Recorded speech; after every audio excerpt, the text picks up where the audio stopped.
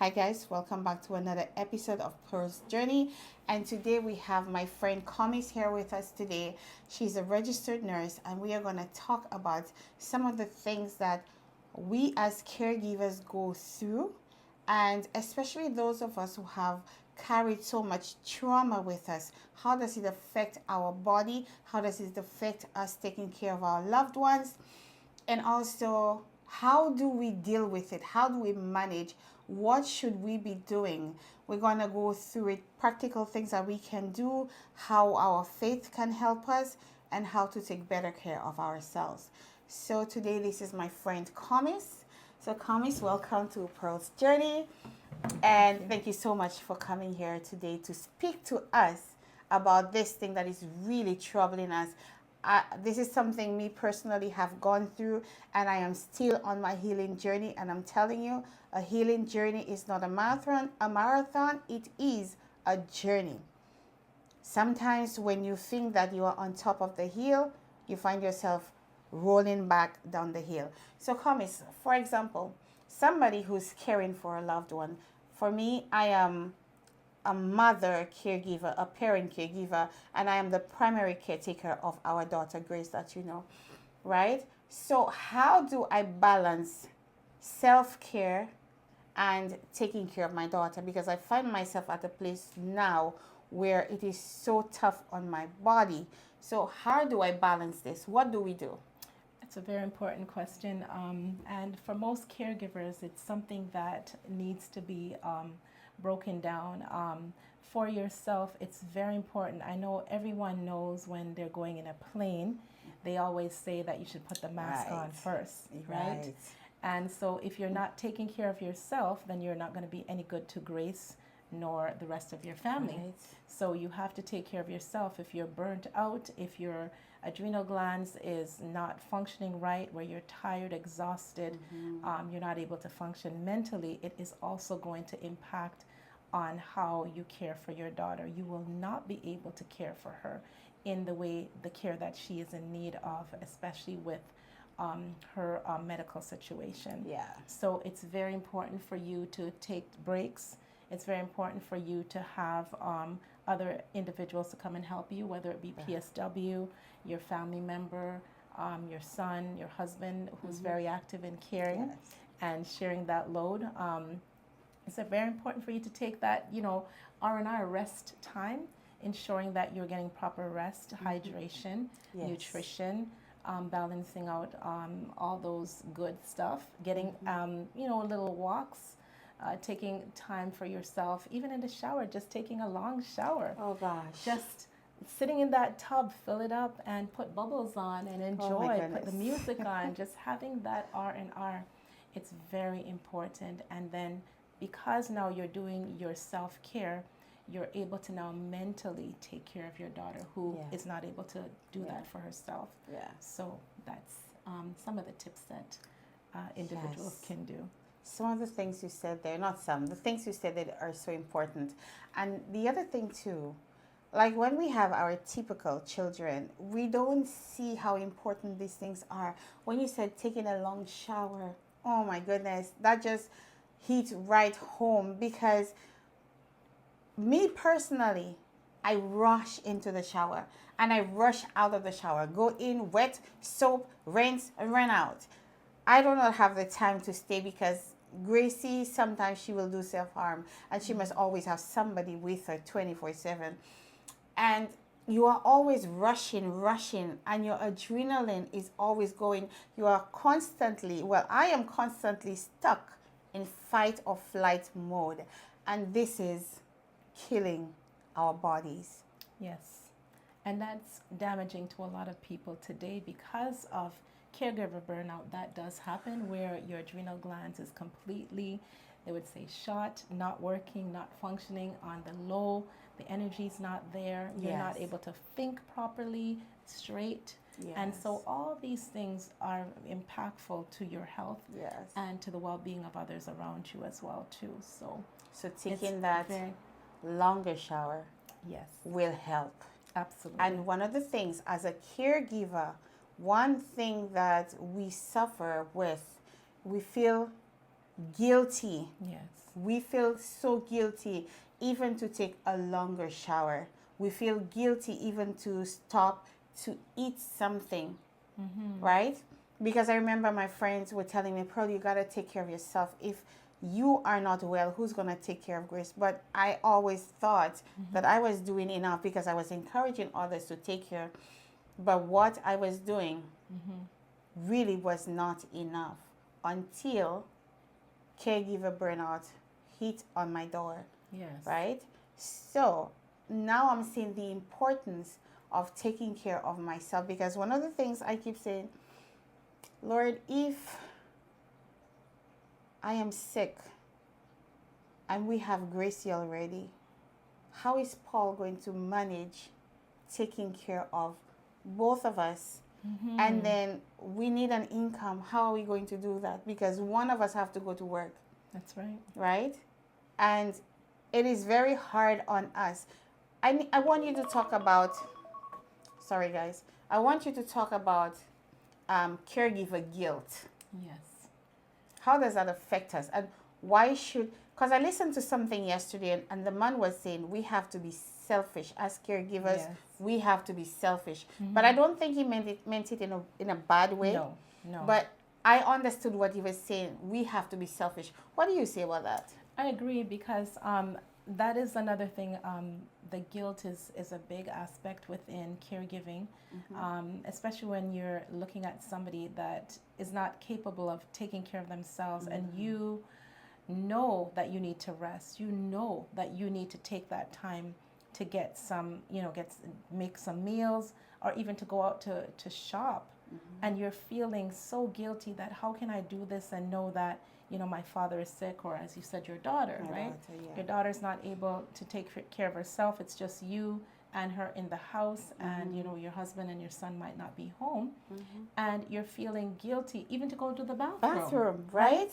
And so just simply doing those things, but you have to do that for yourself, because again, as we said earlier, you're not doing it, it will affect you, and you're not going to be able to care for your daughter if you have a UTI, urinary tract infection, because you're not, going to the bathroom on time, and now we tend to hold it. Right, holding your urine, right, which a lot of us do as nurses. Right.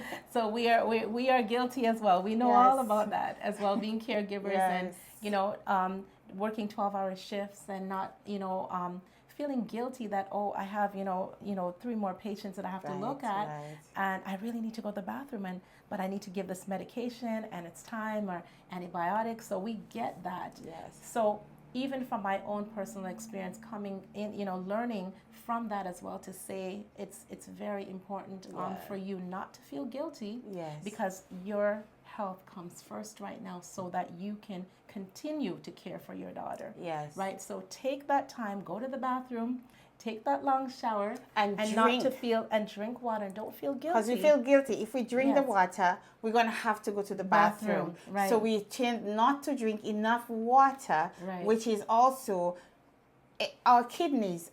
We have to drink the water for the kidneys to flush out the toxin, right? Yes. And even the guilt that we are feeling, it is causing our hormones to be thrown off, of course. Right, to go off balance. And what kind of hormones is it depositing? Cortisone, right? And cortisone is a stress hormone, right? Yes. And then we're going to be affecting. Yeah, we're going to feel bad because you're now gaining the weight. You're not looking where the way you used to. Yes. So again, you have this feeling of your self-esteem is being lowered, right? You have the guilt. You have all these things pressing. So we have to take care of ourselves. Go for little walks as well. Don't feel guilty. Even if you have to say, to your husband, can you just look after Grace for me for 15 minutes, even half an hour? I need to go for a walk. Going for a walk. Just to, as he comes home, I need to just take that time to just get some fresh air.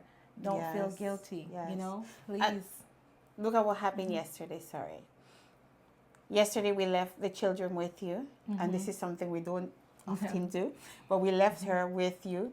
And my husband and I, we went to the store to get some groceries. Guys, going to the grocery, just the 2 of us, without the children, without Grace, It felt so good to be outside with my husband, just the two of us grocery shopping. Although we were rushing because we're like, oh, we don't want to leave the children for too long with Comis because, come on, she has her own stuff to do. We don't want to leave our children for too long. But we're rushing. But And you felt guilty. sis, You came back feeling guilty. but I felt guilty because I felt like we stayed too long. But at the same time, there was such a good feeling within us. I'm like, babe, how do you feel, the two of us? Doesn't it feel good just to be outside, the two of us? And it's so simple. It felt good, but I felt guilty that I felt like it took too long, although we were rushing even in between. Again, So this is caregiver guilt, guilt. right? Caregiver guilt. So that's why we're having this conversation. Right? Oh my goodness, Lord. Yeah. So what are some of the ways we can do it? Because I know you are a faith woman like myself. So what are some of the things that we can do faith-wise to help us along with our caregiving journey? Okay, so what we can do as faith individuals, we can pray, ask God to remove the anxiety, to remove that feeling of, just feeling just guilty. Ask God to replace it with positive thinking, right? Yes, And we need also, that. yes, and also, I believe also in support. Yes. Getting connected to a caregiver support program, Yes. getting involved in the community with other people who have the same challenges as Yes, yourself. they So you can understand. have an outlet and you can talk. And even myself, you're sharing with me yesterday regarding how you're feeling. And because I'm also a caregiver, being a nurse, Yes, a nurse. I understand what that is all about. And I was Yes. able to also, speak to you on that issue and to Yes. just counsel you regarding that as well too. Yes. Right. So having it is individuals, important. having individuals that Yes. have the same like mind that can understand as well, and even walk you through that situation. Yes. And not to make you feel guilty, because I Yeah. know you might speak to the wrong individual and they might make you feel worse than you already. You feel like, oh feeling, gosh, I right? wish I had never said. Because a lot of Right. people don't understand what it is to take care of somebody. Right. When you're taking care of somebody, you put your life on hold and you're living your life for that person. It's like that person is living through you and everything is about that person and you're just on the back burner. And then sometimes you feel so worn out and you want to talk to somebody about it, but we have to be careful who we talk about it, because with my experience, when you talk to the wrong individual, they're just like, oh, it's gonna be okay. Oh, Grace is fine. She's not in the hospital. They believe that everything is okay and I'm living a normal life just like everybody else. But having the person at home does not mean that you are not going through a lot, because Gracie depends on us 24/7. Right. Diaper change, feeding, brushing teeth, dressing her, carry her because she can't walk. Everything, she depends on us to do it. And a lot of the times I find people calling me, Pearl, can you do that for me? I'm like, excuse me. Why can't you help me? I need help. Right? But I still help. But the thing is, it is a lot to take care of somebody else. And on top of it, some people might have one child or a parent, but a lot of us have a whole family to take care of. And it's hard. For me personally, when I wake up in the morning, I do my prayer first thing before I get off my bed. Whilst lying down in my bed, I pray. And I say, good morning, Father. Good morning, Jesus. Good morning, Holy Spirit. And then I pray. And when I get up, I leave my husband in bed, and Grace is in bed with us. I leave them there, and I go out to my little space, and I do my personal devotion. And when I am done, I come back to the family, wake up the family, let's do our family devotion. And this has helped me tremendously. That's right. Right? So I will encourage you guys to just spend some time with God, And again, I have my Bible. I have my markers for my Bible. And I have my notebook for me to do my journaling. Journaling to me is very important. It's a way of releasing stuff. And 2 weeks ago, I went back and I started to read my journal, what happened in 2024 and so forth. And I will tell you, there was a point that I stopped journaling and I regretted doing that. When I started to read and started to see how God answered my prayer and to see how things have been changing and shifting in a better direction, I wanted to read more. I wanted to see more. So I will encourage anybody out there to journal, and do a gratitude journal as well in the evening. So what last would you like to say to our viewers? I just want to encourage those who might be struggling under caregiver burnout to please get some help. There's help in our community that's nearby. You call. There's hotlines that you can call. There's counselors available even within your church community. There might be a counselor that you can speak with. There are, again, caregiver support groups that are there, that are available, that you can sign up with. So I would just recommend, if you can do that, that would be beneficial for you and also for your family, and you will see and feel definitely lifted. That's right. Yes. Yes. So to every caregiver out there, you know what? You are not invisible. The silent battles you fight matters. The pain matters, and you don't have to carry it alone. Like Kami said, there are many, many things available to us. And one of the things I really like is caregiver support. Yes. Meeting fellow caregivers, talking to them and listening to them, what they are going through, and you can express yourself freely to them, right? They understand what we are going through. There are some people who are very judgmental, but these people, they are in it as well, and they understand. And this is an outlet where you can just, I usually call it my punching bag, where I can just speak to you and just let it all out without any judgment. And if you want daily encouragement and healing step, grab my devotional. I wrote a devotional. It's for women, and it's called The Unseen Battle, Breaking Free from the Secrets That Bind. It is a 30-day devotional where you do it once a day, and there is space in there for you to journal as well. For those who have gone through trauma and abuse, this book will really help you. So please, I will put a link to my book in the description, and you can go on to Amazon. It is on Amazon, and you can buy a copy. It will really help you. So I thank you so much for tuning in, and I pray that you will find better ways to manage your caregiving, right? So you can take care of yourself. You can have a little breather for yourself. And also for those who are battling abuse and trauma, this book will really help you. You can go back to my channel. You can check out my videos about my childhood abuse. I put everything out there, and this also has helped me. So thank you so much again for tuning in, and I pray that you will be a step closer on your journey to healing. Thank you, and take care. God bless.